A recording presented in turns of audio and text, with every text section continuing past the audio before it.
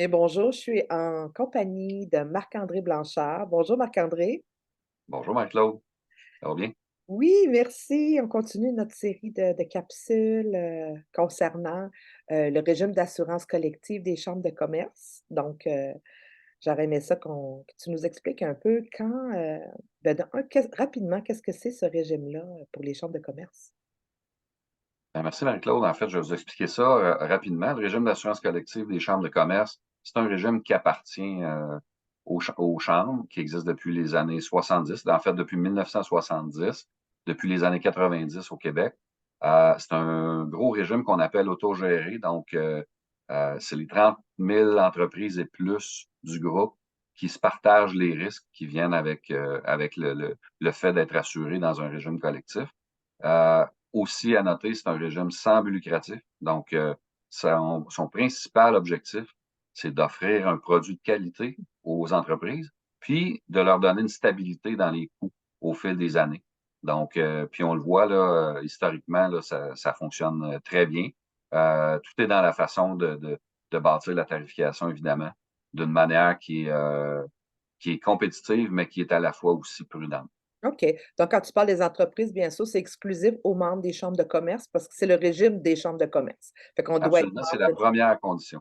Tout à fait. puis on aime bien ce régime-là parce qu'il a été créé aussi pour aider la vitalité des chambres, donc servir nos membres, les plus petites entreprises, mais aussi Exact. on a une ristourne de ces ventes-là, donc qui aide à Ouais. la pérennité des chambres de commerce. Tout à fait. C'est Et exactement ça. on a tout avantage à en parler, parce que je trouvais que c'était pas assez connu.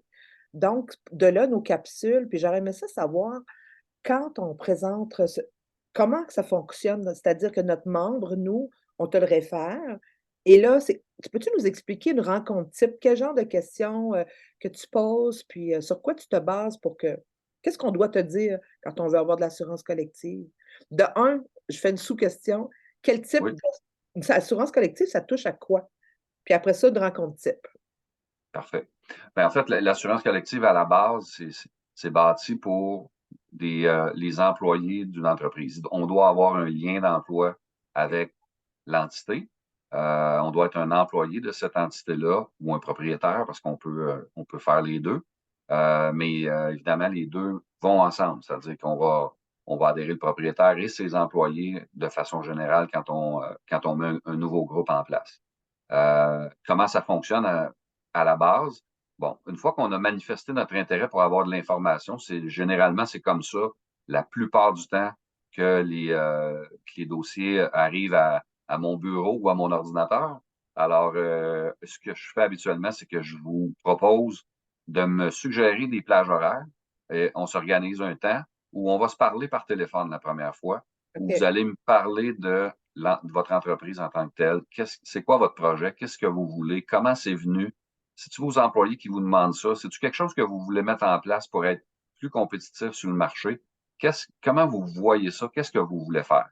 Après ça, il faut me parler de l'entreprise comme telle parce qu'il peut arriver des situations ou des contextes où on ne pourrait pas faire quoi que ce soit. Des fois, c'est des regroupements, par exemple, dans une industrie X. Et dans le fond, on a tous des propriétaires uniques qui se regroupent. Ben, malheureusement, on ne peut pas faire de groupe avec ça comme tel. OK. Comme une association de plusieurs organisations. Oui, exactement. Mais ça reste Donc, que mais essentiellement, la chambre de commerce de la Côte de Gaspé pour nous, c'est entre, c'est une dizaine entre 10 et 50 employés. Des fois, ça peut être entre 5 et oui, 50 employés. Donc c'est pas mal là-dedans dans ça qu'on bouge, là, qu'on joue. absolument. Absolument. Puis c'est ça qu'on voit aussi. On Ouais. voit beaucoup de plus petites entreprises qui ont de l'intérêt, qui veulent savoir un peu comment ça fonctionne. Donc, à partir de là, une fois qu'on a établi là, que oui, votre entreprise serait candidate à avoir un plan d'assurance collective avec le régime des chambres, d'abord parce que vous êtes membre, deuxièmement parce que vous êtes constitué soit en corporation ou en entreprise tout simplement détenu par un propriétaire, puis que vous avez 6 mois d'opération minimalement, ben OK. on part la roue. On commence à discuter du pratico-pratique de votre plan. Puis OK, ça pose-moi des commence avec, questions. Pose-moi des questions.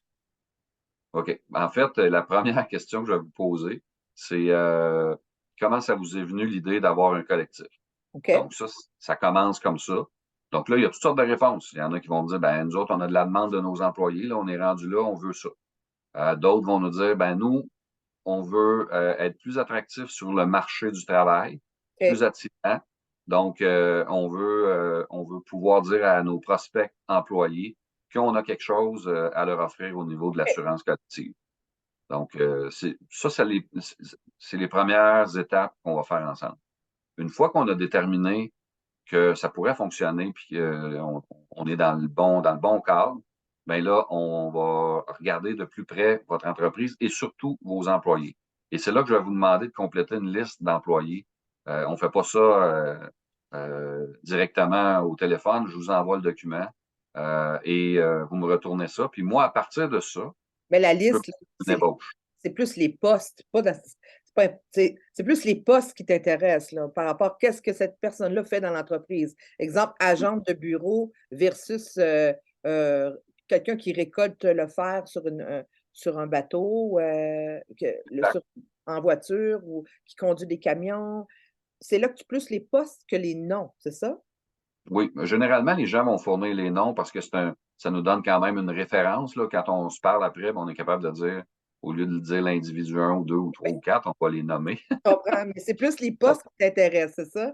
c'est ça. Le nom importe vraiment peu, mais Oui, c'est pratique de les avoir. Après ça, c'est de savoir effectivement, la première chose, c'est de savoir, ils ont quel âge, ils sont nés à quelle date. Donc, parce que un groupe d'âge moyen de 60 ans versus un groupe d'âge moyen de 28 ans coûtera pas le même prix à assurer. C'est bien évident. parce qu'il y a Donc, plus de risques ou moins de risques? exactement. Le risque, entre autres, le risque de décès, le risque d'invalidité augmente avec l'âge, malheureusement. Donc, on va considérer ces aspects-là dans la tarification au départ. OK. Le deuxième facteur le plus important, c'est vraiment ça. On appelle ça dans notre jargon à nous un code d'industrie, là. C'est-à-dire qu'on va établir l'entreprise là, en moyenne, les gens, c'est quoi leur type d'occupation? Est-ce qu'ils travaillent assis à un bureau? Est-ce qu'ils sont sur la route? Est-ce qu'ils ont un métier qui comporte des dangers? Donc, on va établir tout ça. Puis ça, ce que ça va faire, c'est que ça va nous donner une classification que le régime des chambres va utiliser pour établir la tarification des taux, des garanties qu'on appelle mises en commun, là, comme l'assurance vie, l'assurance salaire, l'assurance maladie grave. Toutes ces choses-là vont être tarifées sur cette base-là. Donc, ça, c'est la première étape.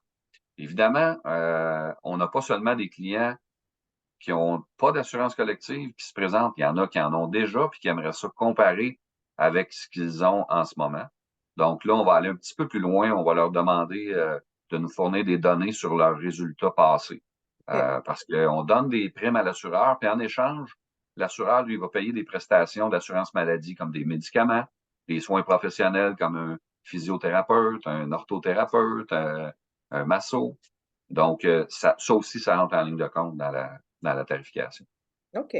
Écoute, Marc-André, c'était vraiment éclairant. Donc, ce que je comprends, on pourra revenir dans nos autres capsules là, sur les fameux sujets de garantie de mise en commun, des choses comme ça, parce que c'est quand même un sujet plus pointu. Mais essentiellement, quand on vous appelle, quand on t'appelle, tu nous Oui, poses des questions de base. Donc, on faut juste réfléchir un peu, avoir en main la liste de nos employés, mais particulièrement les postes qu'ils occupent, exact. l'âge, puis avec ça, tu es capable de quand même commencer à sortir une Oui. soumission pour pouvoir comparer.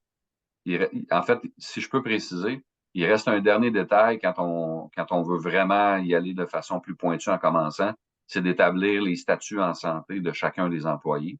OK? Puis ça, ben, la loi dit, si tu as accès à un régime d'assurance collective, tu dois te couvrir toi-même ainsi que tes personnes à charge. Mhm. Donc là, on pourrait expliquer dans une capsule future en détail comment ça fonctionne parce que c'est important en bout de OK, ligne. Mais parfait. au départ, le but, c'est de créer une ébauche de soumission avec laquelle on peut travailler ensemble puis arriver à avoir le produit ou le plan qui convient le mieux à votre entreprise. Bon, ben, je te remercie, Marc-André. Puis toutes les informations donc vont se retrouvent sur notre site commercecourtedegaspe.org, mais sur la chaîne YouTube de la Chambre de commerce de la Côte de Gaspé. Merci, Marc-André Blanchard. On se reparle. Au plaisir. Merci, Marie-Claude. À bientôt.